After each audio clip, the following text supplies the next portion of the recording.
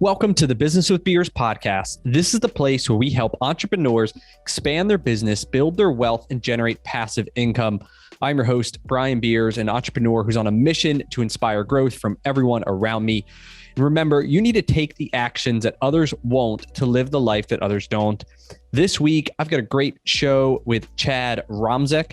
Chad is an engineer by trade and became an entrepreneur by solving a simple problem that he had, removing ash from the bottom of a big green egg. Chad went on to engineer a solution, get a patent, and started a company called Kick Ash Basket. This single product has now turned into a full-fledged e-commerce business that's expanded into selling everything, grill related, sauces and rubs and gloves and all kinds of stuff. And this has allowed Chad to quit his job and become a full-time entrepreneur. In this episode, Chad shares a number of great lessons that he learned along the way with some mindset shifts that needed to happen for him to burn the boats, quit his job, and go all in on his business. Lots of great tips and stories in this episode. Before we get started, I want to mention a few weeks ago, I relaunched my weekly newsletter that drops every Thursday. It includes one quote, one tweet, one podcast, plus some business and investing insights from me. It's short, it's sweet. My goal is to provide you just a couple gold nuggets to help inspire your growth. You can go to brianbeers.com, find a link to subscribe. Hey, welcome to the show, Chad. Thank you. Great to be here. Awesome. Well, to start, could you give us an idea, kind of your journey from maybe 18 years old or so until kind of where you're at now and kind of what business you're in and kind of how you got there? Wow, man, you don't have me slotted for enough time. Okay. So we can chunk it real down. Quick, my background is in engineering. At 18 years old, I knew I was going to Michigan Tech to become an engineer. Graduated there about 96. My wife and I met up there, moved out west, went to work for the Boeing company right out of college. Just like designing stuff, got into mountain biking and snowboarding and fun stuff like that. Ended up at Kimberly-Clark, who's based in Wisconsin here. That's how we ended up back in Wisconsin. And just kind of, struggled with, there's got to be something else we can do. So we, got into personal growth, invested in ourselves and, found Tony Robbins, ended up with a business coach, life coach, and just really kind of dug into, hey, what else can we do? And I had ideas and different things and whatnot. And so we started with the idea of a kick ash basket for the big green egg back in, we started that in like 2013. And finally launched it in 2014. And since then, it allowed me to leave the corporate cubicle. And now we're in our home. My wife and I work together close every day, and we're shipping products all over the world. It's been a heck of a crazy journey. So you're now full-time running this online business, selling products for the big green egg, right? And other like similar style grills? Yeah, absolutely. We started with just one basket for the large big green egg. That was the most popular grill that we knew at the time back in 2014. And since then we reinvested back into the business, grew and built more sizes. Now we've got all the big green egg sizes covered, including their 2XL, which is enormous for a ceramic grill. And then we've got, in total about 20 different baskets and various other accessories too, to help with cleaning out your grill. Okay. So, yeah. So I have a big green egg and I love it. And so just describe what does this thing look like? How does it work? What's the, why does somebody buy it? Yeah. So it's kind of like, people are like, oh, you invented the kick ash basket. I'm like, well, the basket was invented like right before the wheel, maybe, but we thought it would be great for cleaning out the charcoal. Okay. So about 3 months into cooking with my grill, we were trying to get a fire up to temperature to cook a pizza, and I couldn't get the temp over 300. Well, I had lots of leftover charcoal in there. And I found out, well, you really have to clean it. So that was kind of the aha moment of, gosh, if I just had a bucket or a basket or something and I can just, lift it up and shake the ash out of the leftover lump charcoal, it'd allow me to start my fire a lot easier. And so that led into our tagline, which is shake that ash and light that fire. Great. All right. So you came up with this idea. How do you go about I guess you're an engineer, right? So I guess you created the prototypes yourself, and is that how it all started? Yeah, we had the idea. Actually, we went looking online. I'm like, somebody's got to be selling this thing. I'll buy one right now, right? And nobody was making it, so I was like, oh, I'll go get some expanded metal and see what I could do. And my dad helped me weld the first few. And welding expanded metal is difficult, and they were ugly. I had coat hangers for handles, but it worked, and it solved my problem. I could just lift the charcoal out and make it work. So we did make the first few ourselves. And then it was kind of like, gosh, I had buddies asking me for them. And I'm like, oh, maybe we need to do something with this. Okay. And is everything then run out of your home today? We actually have a manufacturer now. We bring them over from India, and everything is 304 stainless steel. So they're nearly bomb proof. And so we bring them over by the container load, and we rent some warehouse space to store the majority of everything there. But our shipping is still all done right from the house here. We have a couple of friends, couple moms that are our age. Our kids are, similar in school, and they come help pack every day, a couple hours or 6 hours, whatever it takes, depending on the season. And we ship UPS backs up to the house every day, and we ship out the door. Yeah. That's awesome. Yeah. So do you mind sharing some lessons learned for somebody, looking to start their own business, whether it's an online business or it doesn't maybe have to be, some lessons you learned from this kind of journey you've been on to kind of where you're today? Just get after it. That's a big thing. Probably 2012, 2013. I took some classes at the local business or Fox Valley Tech school here on how to start a business, like an e-business, e-seed business. And that actually, I think, slowed me down. When they got into the rigmarole of writing a business plan and all this stuff. And so my point to people getting started out is build a prototype, get it to market, or get it in people's hands to see if they go, oh, I wish I would have thought of that. So just get started. I guess that's the big thing. And then go from there instead of getting bogged down in the weeds. Yeah, I think people have like analysis paralysis, and they get stuck in a certain phase, and they want it to be perfect. And like, rather than just, hey, get something out there, let's see how it does. Is it profitable? Am I solving a problem? Right? Because if there's a problem to be solved, that's where business can be formed around, and that's what you've done. Absolutely. That's my favorite compliment from people when I hear, "Gosh, I wish I would have thought of that." Yeah, it's the best ideas are sometimes they're the simplest in a lot of ways, and it's just a matter of solving a problem. So, yep. Awesome. Any others? So we just get started. Any other stuff you've some good takeaways?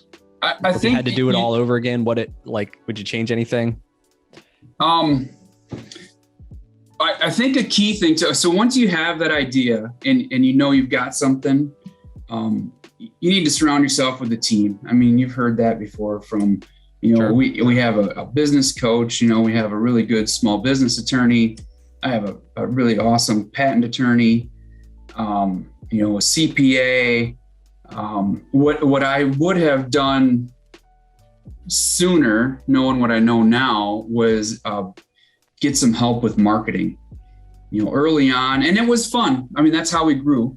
Early on, I was doing everything on Facebook and Instagram and even Twitter and Pinterest. And, but that was a lot to try to do, and keep up, do something every day. And since then, we've brought on a small marketing company that helps us out, from Google AdWords to updating our website and whatnot. So website, there's another interesting one for your folks. We started very small with our website when we decided we were going to launch it. And our original guy that did our website still tells our story today on how we just started smart with like a $5,000 website where I could just get the product up there and collect money, and that's it. And because he sees so many people that, have an idea, it might sell, it might not, and they want to spend $50,000 on a website right out of the gates. And so I say start small and grow it as you go. Okay. Yeah. That's great stuff. What are some of the things you've learned from working with a coach, either Tony Robbins or a business coach? Like, what are some of your biggest things that you've learned in the personal development side that have helped you grow the business? I think a lot of it is investing in us.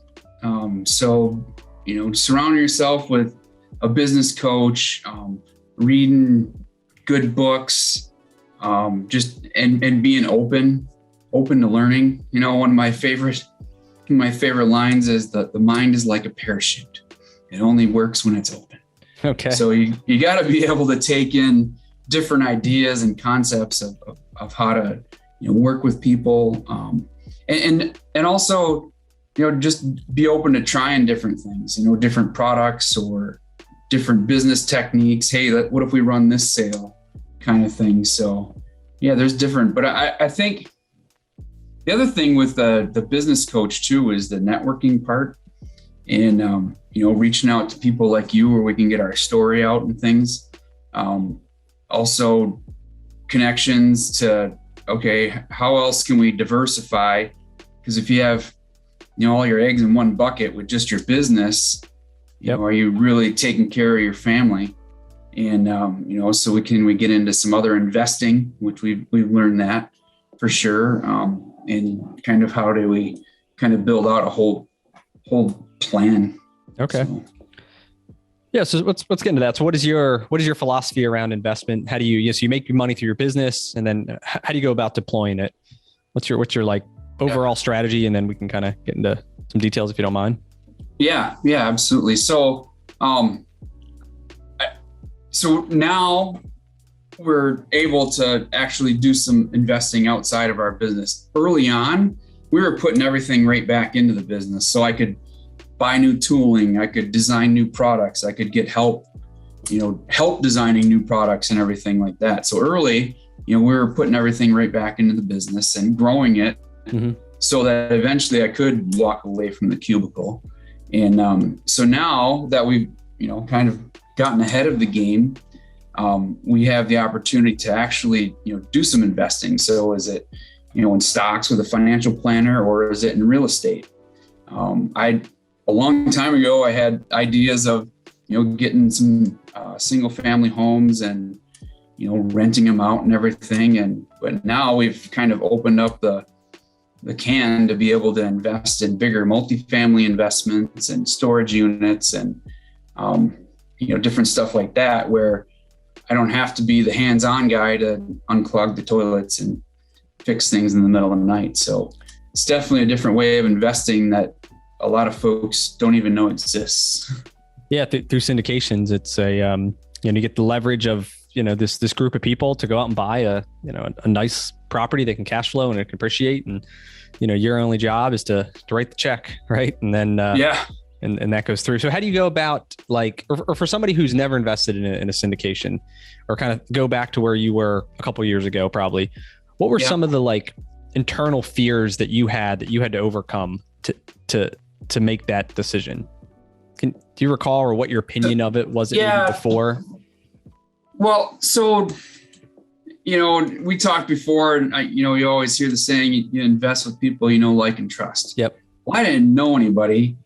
and that's through the biggest challenge. Yeah. Right? Through our business coach, Trevor, we were able to actually meet people and start to understand this different way of investing through syndications and multifamily and stuff like that. And so I did a lot of research early on to say, all right, is this really legit?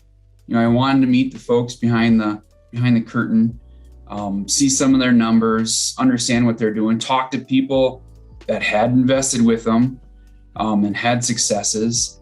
And so I guess the biggest fear initially was just building the faith in what was going on, and just understanding how it worked and things. You think it was confidence in yourself to understand how it works?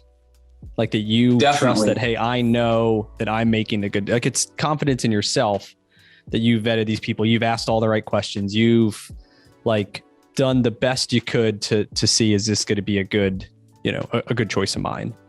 Yeah, definitely. And so my background is in engineering, right? I love my, calc classes and design classes and everything. The finance classes in college, I did not like. The business classes did not like them. Okay. So then as we grew the business, we have to learn these things. And, fortunately my wife is, our CFO, or I call her the CEO, the Chief Everything Officer, but she takes care of all the numbers for us and everything. So together, we could cipher through what was going on with the syndications and how they would work and what the returns would be like and how we could invest, how we could, move money from the 401k that I had built up at my corporate job, and then, run my own self-directed IRA account and invest in these things that return better than the market. So, yeah.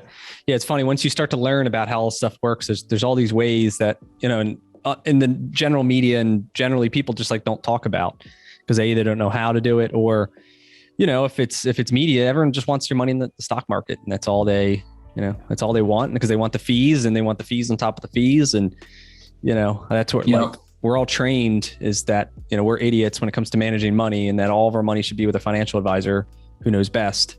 But in reality, like people that run businesses like you and me, I mean, we can partner with really good operators who truly care about their investors too. And like I don't think that the people on the board of Apple or Microsoft or Facebook care about the individual stockholders, but I can guarantee there's some guys who run these groups and syndications that they care about their investors, and they know they wouldn't be where they're at without them. And so absolutely, and it's not just their investors too. What I like about meeting these guys is they care about the people who are actually paying them, who are living in their properties.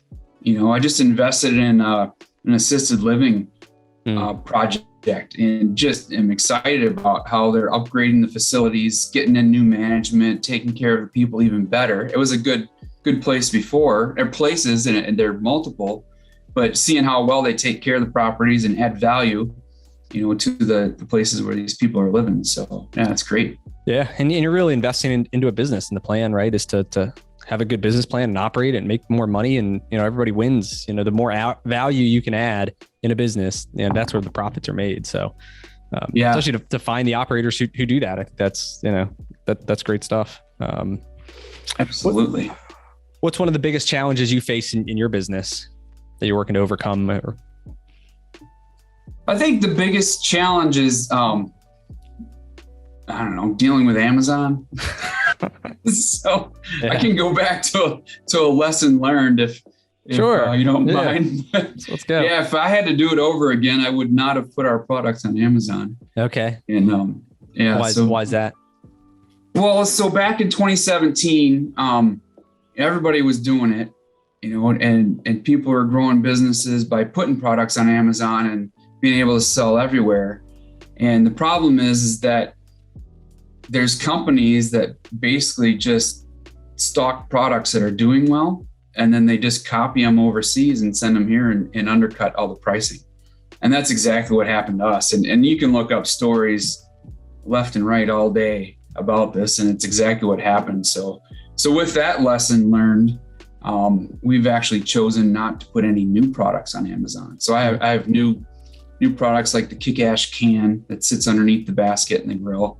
That will not go on Amazon because I know it'll be copied. Even though I have it patented, they don't care. And we've fought it. We've sent, letters from our attorney, and they don't care. So that's the big thing. I would stick again to I call it the pork butt business plan, where I like to grow it low and slow and just keep reinvesting in, and have a good website, have a good social media presence, build relationships, get out to events, share the product, find those key people that love your product, and they'll help you. It's great. Yep. Yeah. Yeah, that's great. Any specific daily habits you found that to be successful that you've learned over the years of personal development that maybe apply to, kind of getting a rhythm down to your life? Yeah, I'm a big fan of meditation. I take 20 minutes every morning and just sit there. Basically, it's my time. And I'll tell you what, if I don't do it, I kind of get a little cranky and whatnot. But I think it's freeing to even bring in new ideas and just have that time. I think that's absolutely critical. And then the other thing too is, I think we got to have fun. I mean, why else we doing this, right? I got 2 young boys that love to snowboard and mountain bike and do outdoor stuff. My wife does too. And we make that a priority, weekends and even during the week and whatnot. So I think that's absolutely critical. Yeah. And that's part of the benefit of having your own business and having all these passive investments, right? Is you have control your own time, right? I mean, you can have the freedom to do what you want to do and spend time with people that you love and go where you want to go. And I think that's the freedom that running your own business or, having enough investments that can cash flow that you can make those choices. Yeah. And then it leads to giving back as well, which Tracy and I love to do that. And we had time, especially during the year of 2020, the year we shall not speak of, but we had time to help build and start building a mountain bike trail in our local community about 2 hours from our house, or 2 miles from our house, just 2 miles. And so being able to give back and then seeing all the people use that and, spend our time out there and donate to the cause and whatnot. So that was awesome. Yeah, that's awesome. It's another part of having success, right? Is giving back and helping other people where you can. So yeah, that's awesome. What, any good books you're reading now or ones that you've been impactful for your business or investing journey? The one that I keep going back to and I share with my boys is How to Win Friends and Influence People. And, since I was an engineer, I had to learn a little bit more about that, but I was fortunate. My dad, he was kind of into the self-development stuff too, and knew some of that stuff, but to be able to share that with the boys or listen to it, on a car ride for a snowboard trip. I think that's a key one, for sure. But that's a great book. Any part of it stick out in your mind, or ones that you've really worked to implement? I think what's the line of, is it the drip of honey? It gets a lot more than the vinegar. Is that? Yeah. So we gotta work on that, especially in this day and age, because there's a lot of craziness going on. Yeah. No. So what's next for growing the store? Is you kind of just look to, is it product lines? Is it what's the next evolution, or is it kind of you're happy where it's at and it's got a cash flow machine that you're just gonna continue to invest profits in other places? Yes and yes. Yeah. So we're cash flowing good, so that investing is smart and continues to be well. But we also have plans and are looking at other products, product expansion to fill out other needs in the business, as well as we've built up the brand, the Kick-Ass Basket brand, and what else can we do? We do have hot gloves and rubs and stuff like that aren't my design, but it fits well with the brand and is nice. They're nice add-ins for people to buy and whatnot. But I mean, who knows? What else can we do? I mean, Should we have a Kick-Ass grilling or a camping line or a mountain bike team? I don't know. There you go. What else can we do? What's your favorite thing to grill or cook on the egg? I think a tri-tip is one of my favorite. Tri-tip never made steak. a tri-tip. Yeah, reverse seared. So you go it low and slow. We actually, I got a hold of some whiskey barrel oak that's used for brewing beer. Okay. And we cut them into chunks, and then it makes an awesome smoking wood, especially with beef. So do you sell that wood on your site? Yep. All right, good. Absolutely. So yeah, it makes for some great flavor. Burgers, steaks, just that little bit of light smoke on there. And then you sear it after it's all come up to temperature. Okay. So you get if you ever need some help cooking a tri-tip or something, let me know. I'll FaceTime you and you can Absolutely. tell me what to do. I'll coach you. Awesome. So where can listeners connect if they want to, I guess, buy something or connect with you for any questions? Yeah, they can find us directly through kickashbasket.com. That's ASH because it's a family show. Sure. Right? Yep. Yeah, they could find me through there. Easy email is chad@kickashbasket.com.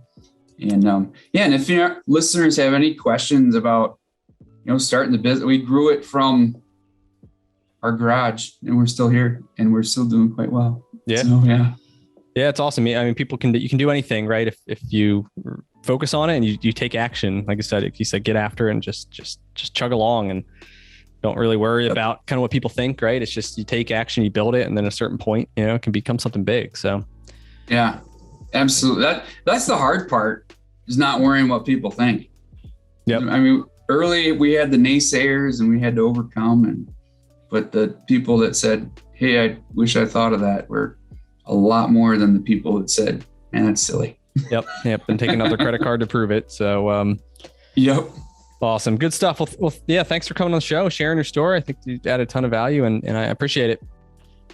Hey, thank you. Appreciate you. Take care. Thanks, Chad.